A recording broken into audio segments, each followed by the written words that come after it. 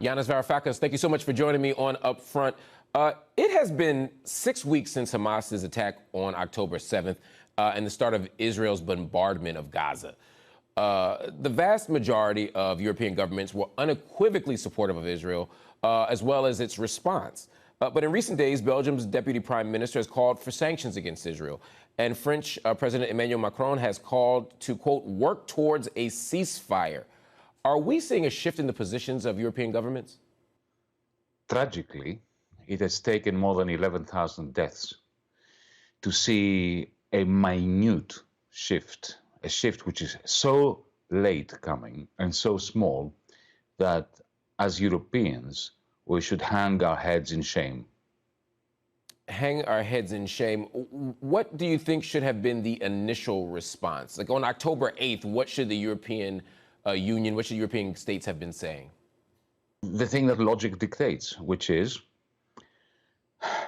beyond condemnations. We all condemn war crimes. We all condemn horrible, horrible things that have been done to Israeli citizens, to Thai citizens by Hamas, to Palestinians by settlers in the West Bank.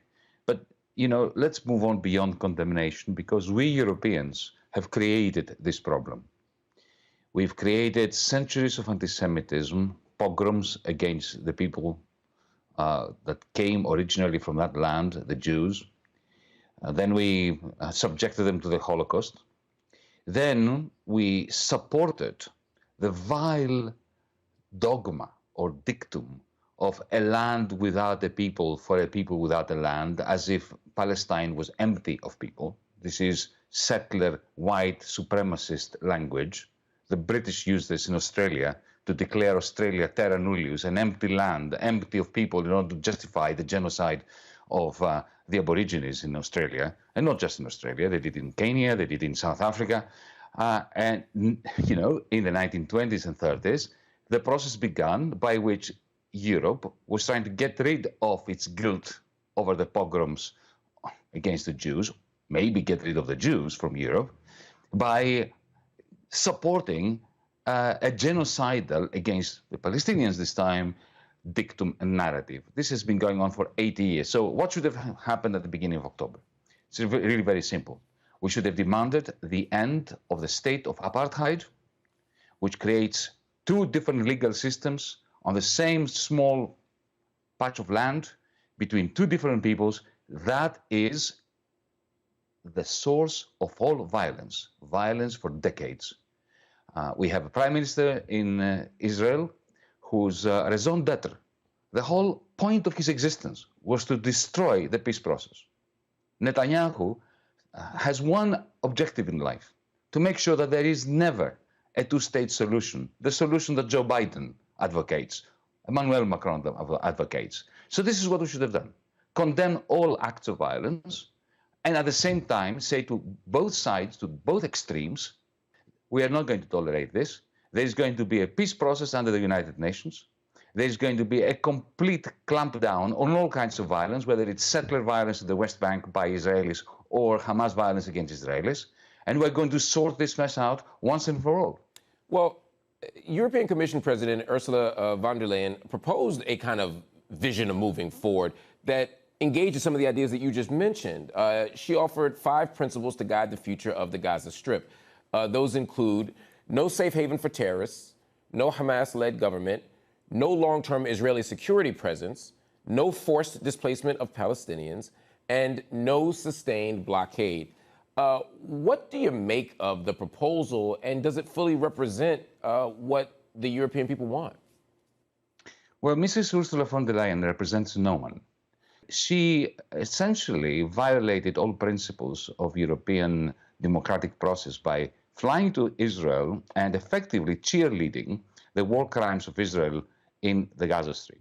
As for the precise proposal, which comes, I have to say that, we have a duty not to take Mrs. von der Leyen seriously. DiEM25, the movement that I'm part of, we have a campaign and a petition for her removal and dismissal. She's an embarrassment to Europeans. She doesn't speak for Europeans. She shouldn't be there. We should get rid of her as quickly as possible. Having said that, let's take the 5 points you mentioned. Essentially, what she's doing is she's playing the game of Netanyahu of destroying the two-state solution by isolating Gaza from the broader problem of how to have two states living side by side, or if we want to be more humanist and more ambitious, to talk about a single state that is secular and does not discriminate between Jews and Palestinians. She doesn't do that.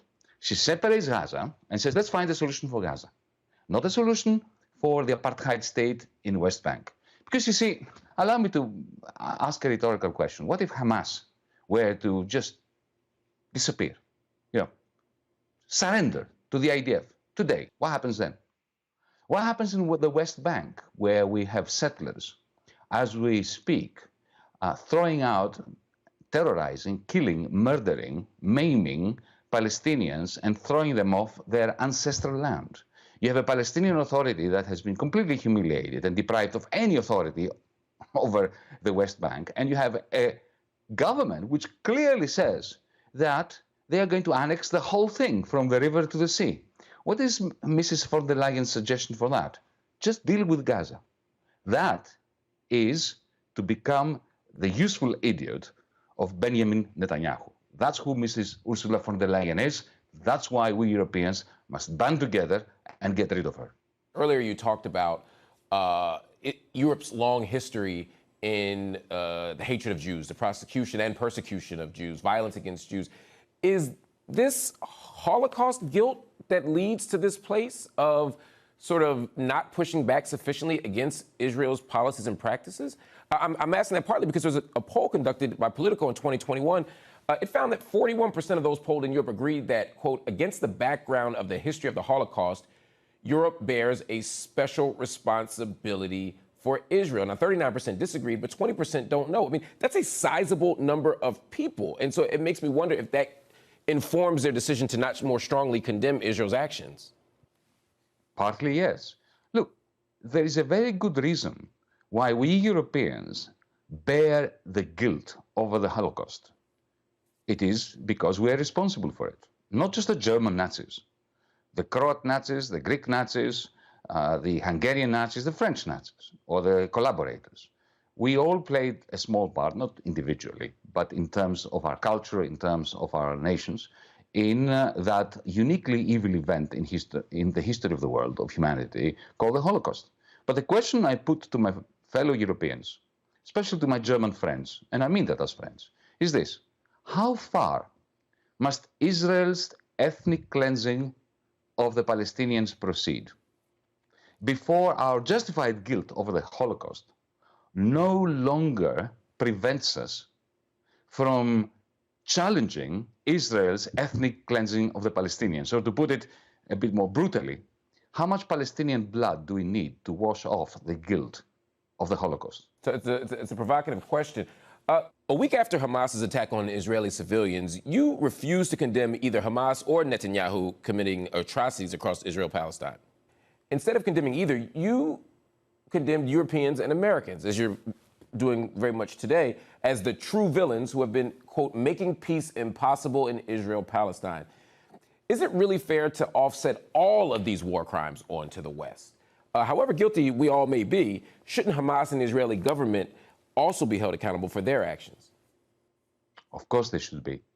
But allow me to say that I am a European. If I were Indian or Chinese or South African or Latin American, I wouldn't be saying what I said. But as a European, I am refusing to play the phony game that other Europeans play, especially their governments, who are condescending. They're looking at the people who now are suffering, both Israelis and Palestinians, and Bedouins and Druze in the land of ancient Palestine. Think of what we Europeans do. We look down upon those people and say, oh, you animals, you are killing each other. We're going to condemn you. Whether we condemn, the Hamas people or the settlers or Netanyahu or the PLO, in the end, we Europeans look down upon them as if we are superior. We're not superior. We're infinitely inferior. We, over centuries, have created colonialism, we have created anti-Semitism, we have created the mentality of imperialism. We are behind the massacres that are being carried out by both sides. So we are the last people on this planet, in this universe, who have the authority, the moral right, the high ethical standards that would allow us to look down upon these people and condemn them. I'm not going to play this game anymore. I condemn every war crime. But you know what? To those who say to me, why are you not condemning Hamas? I say to them, well, you lost your opportunity to ask me this question the moment you failed to condemn the killing of unarmed journalists, Palestinian journalists, non-Palestinian journalists, Israeli journalists, Israeli Jewish peace activists, children, women, old men. You've lost the moment you forgot, you neglected to condemn that. Let's not play this condemnation game anymore. Let's just ask the very simple question. Do we or do we not want to see from the river to the sea, and I use this expression provocatively, do we want to see from the river to the sea? I don't care about Israel, Palestine, or anything. Do we want to see people who live without the fear of being killed with equal civil and political rights?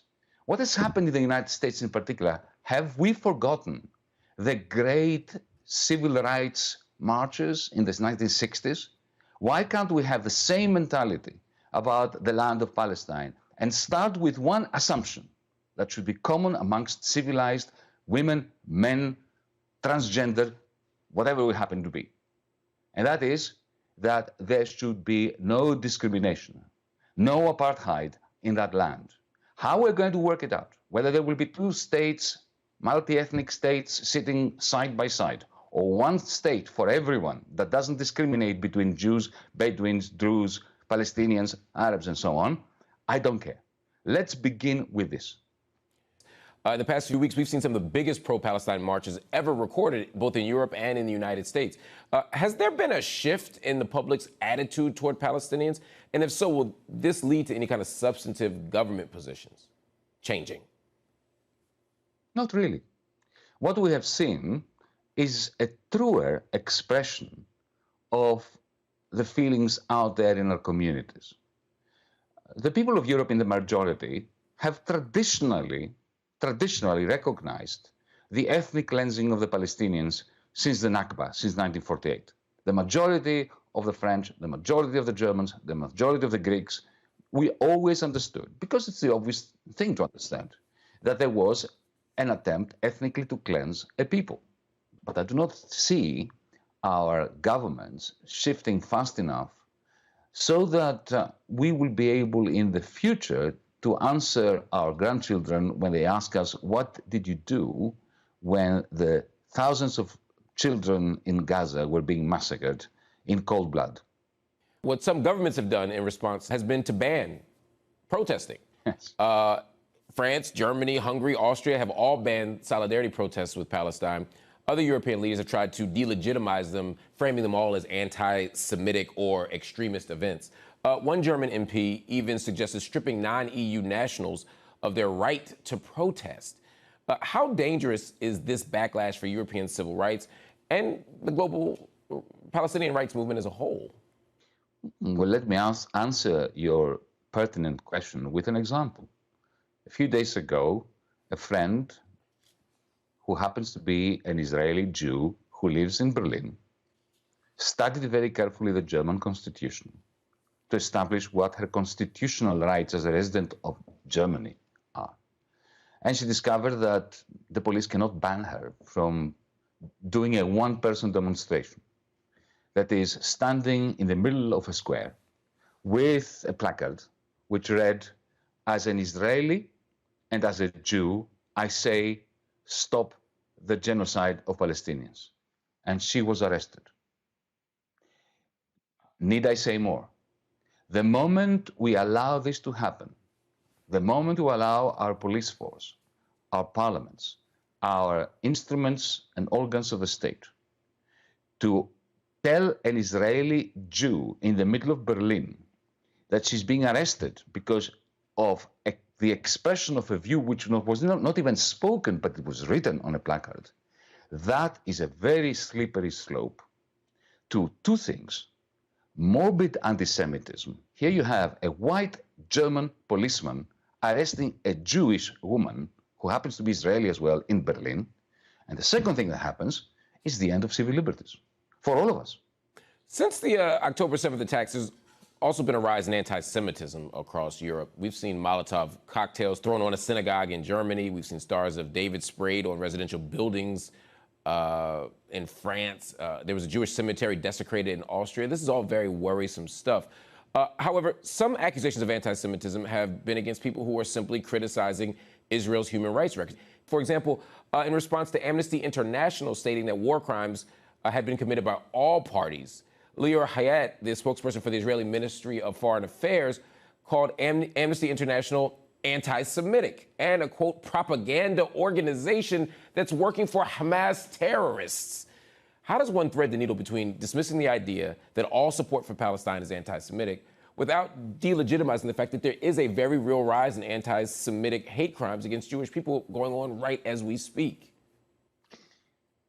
Whenever you have a tragedy like the one unfolding in the land of Palestine, in Israel today, the extremes are the great beneficiaries.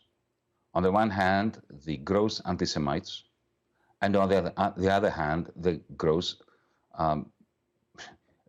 haters of Palestinians. Allow me to answer by means of a personal story. I grew up in a fascist dictatorship here in Greece. We had colonels running the ministries. They were abominable. They were imprisoning Greek Democrats. We lived in fear for 7 years of the earlier part of my life. Now, whenever a foreigner, the German chancellor at the time, Willy Brandt, a great man, criticized the Greek government, he was being accused by the Greek fascists in power here in Athens as being anti-Greek, a mis-Hellenist, right? The equivalent of anti-Semite. Whenever a Greek confronted the fascist government talked about him as a Greek-hating Greek. This is what we have now happening across the world. There is a concerted propaganda effort to identify, to equate opposition to Netanyahu's fascist government and to the apartheid state that he has so successfully created with anti-Semitism.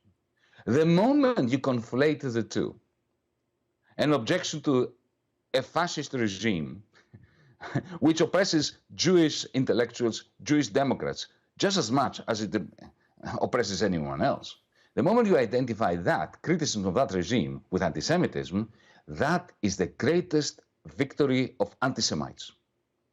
And to go back to the previous example with Iris Hafez, the psychoanalyst, the woman that I referred to in Berlin, the Israeli Jew that was arrested for protesting, isn't that the height of anti-Semitism?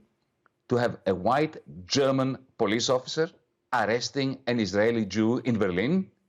Now, a lot of Europe's far-right parties are providing unequivocal support for Israel at the moment. But those same parties often have a deep and long history of anti-Semitism themselves. For example, you have Marine Le Pen's National Rally Party in France, which fully supported Israel, but the party was founded by a former SS member, and another founder, Le Pen's own father, was convicted for minimizing the Holocaust. Many have pointed towards similar trends among far-right parties in Hungary and Poland and other places. How do you make sense of these trends where far-right parties have these incredibly powerful pro-Israel views, but also deep histories of anti-Semitism? Well, this is a worldwide phenomenon. It happens here in Greece, too. We have Nazis who were campaigning actively on anti-Semitic tropes. They were even selling those disgusting pamphlets and volumes about Sion and so on, the conspiracy theories against the Jews. And now they are wearing the Israeli flag and egging on the IDF to kill as many Palestinians as possible. You have this in the United States. You have an evangelical movement which is extremely right-wing. It was extremely anti-Semitic for 200 years in the United States. And suddenly they have made the extreme Zionist position, the messianic position whereby God supposedly is going to reappear in the land of Palestine, and that makes it necessary to expunge all the Palestinians from that land. This is a worldwide phenomenon. It's a very interesting one. I think that sociologists, psychanalysts, psychiatrists are going to have a field day for the next 100 years explaining it. But what we see is, you see that really very simple flip of a switch from a rabid anti-Semitism to rabid Islamophobia. Because in the end, what the ultra-right needs is a group of people to demonize. It so happened that it was the Jews. Now it can be anything. It can be the Syrians, it can be the Palestinians, it can be, the Belgians. It doesn't really matter. They need a scapegoat. They need to be able to point at the people to say, if these people were eradicated, life would be easier. This is what Goebbels did in the 1920s and 1930s so successfully, with the Jews being targeted and being the victims. Today is happening in France by the same people who were targeting the Jews. They're now targeting Algerians and Moroccans and so on. So the greatest enemy is a fascism that requires scapegoats. The fact that they flip-flop between different target groups is not the issue. I want to ask you about something else. European countries have long been involved with sending weapons to Israel. The Stockholm International Peace Research Institute found that Italy and Germany have supplied Israel's military with crucial weapons and equipment that is now being used on the ground in Gaza. The UK has helped bolster the Israeli Air Force, while Germany has sent tanks to Israel as well. There's a lot of awareness of U.S. military aid to Israel. We talk about it all the time. We talk about the billions that we send. But how underplayed is Europe's direct military assistance to Israel? Severely. And it takes two forms. You mentioned one form, selling Israel weaponry. But there is a second form, buying weaponry from Israel. Because Israel is a major producer of weaponry as well. And not just lethal weaponry, but also spyware. Think of Predator. So, my government here in Greece, the government of the Conservative Party that I oppose, they purchased Predator and they've used it against their political opponents. They even use it to spy on one another. So Israel's location in the international trade of surveillance and lethal weaponry is a very important location. And Europe is an active supporter of this. Now, to those who are watching us and who think, yes, but Europe must help Israel survive. My message to you folks is, Israel is not in danger. Hamas, yes, they have a capacity to inflict a lot of pain on Israel, but it is not a present and clear danger for the Israeli state. Israel is a tremendously powerful state. It's a nuclear armed state. It's got an army armed to the teeth and technologically incredibly advanced. There is no way that the Israeli army can lose to anyone.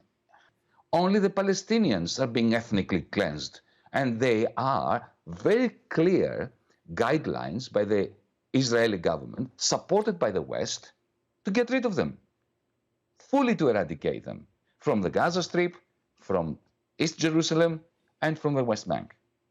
Yanis Varoufakis, thank you so much for joining me on UpFront. Appreciate your insights as always.